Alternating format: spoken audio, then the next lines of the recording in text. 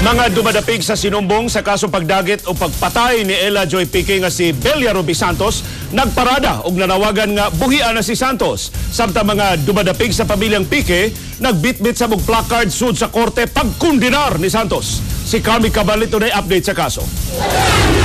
Kini ang amateur video sa parada nga gihimo sa kabanay og mga higala ni Belia Ruby Santos. Nang hatag sila og mga flyers. Nagsulubog t-shirt nga may letrang Inosente si Belia Ruby ug Charles Griffiths.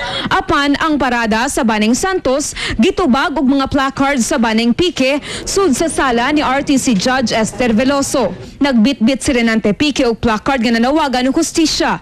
Giubanan siya sa mga sakop sa Franciscan Friars of Charity. Ituyo nato ni nga aron pagpanawagan sa pagprotek sa mga kabataan, no, sa mga bata, no, nga dili sila pamature kung dili ato silang protektahan. Hindi ni ako ang ideya. Ang ideya ni sa ko ang silingan ako. Apan gikasubo kini sa mga dumadapig ni Santos. Gijudge gibuhatan na nila og desisyon si Belia Ruby. In fact nga ang tanan nilang witnesses presented sa court is circumstantial. Sa pagpadayon sa pagdungog sa kaso, gitapos na sa prosekusyon ang testimonya sa unang batang saksi.